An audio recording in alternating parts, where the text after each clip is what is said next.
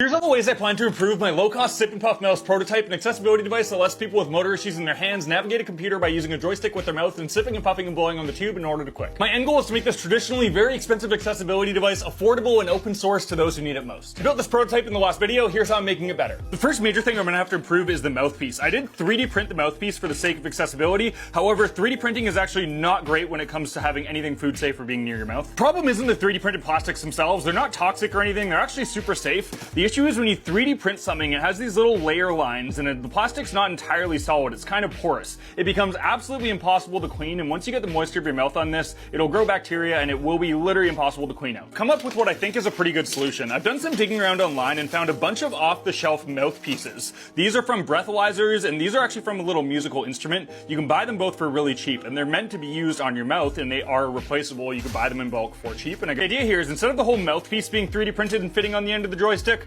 there's just an adapter that's going to fit onto the end of the joystick. Again, it's going to all fit together here. The idea is this stays modular so we could have different setups for anybody who needs it. And then the mouthpiece just slides into the end of the adapter. You could still interact with it with your mouth. You could still suck and blow because it runs to the tube. But crucially, you could change that sanitary piece and the piece your mouth is actually on. That said, I am still going to leave 3D printed mouthpieces as an option just so people can design specific adapters for themselves that they do need. And for people that are really having cost-effective barriers that can't afford the separate mouthpieces, 3D printing is still an option. Just making sure we acknowledge the issues. There are things you could do like clear coat it and anneal it further, but by default 3D printing isn't the best solution. The other one that a lot of people brought up was the joystick. Joysticks tend to wear down really quickly because there's physical moving parts detecting the movement. Can you see there when I move the joystick, you could see that actual item there moving? Joysticks wear down super quickly unless you use something called a Hall effect joystick. So Hall effect is a type of sensor where instead of having two physical parts touching each other, it uses magnets and the sensor detects the strength of the magnetic field. So it can tell how far something is away because of how strong the magnetic field is, crucially causing no wear on the device at all. And I've actually found some Hall effect joysticks that I'm going to be using for this project. You can actually see it in here where you could see the magnet turning through the joystick and then you could see the Hall effect sensor here. Crucially, they don't touch each other, so this joystick won't wear down very quickly. These joysticks are also really affordable because they're built for PS5 replacements, so they're built en masse and I'll be able to source them for cheap and again, make sure the device is still super affordable while using high quality joysticks. Again, when I build the PCB to combine all the parts, these are just going to go right on there. I'm also going to have to add a saliva trap where if a user uses this long-term, saliva will eventually make it down this tube and bog up the sensor. So instead, I'm just going to have to add a little capsule type thing here. I'll probably just 3D print this out of resin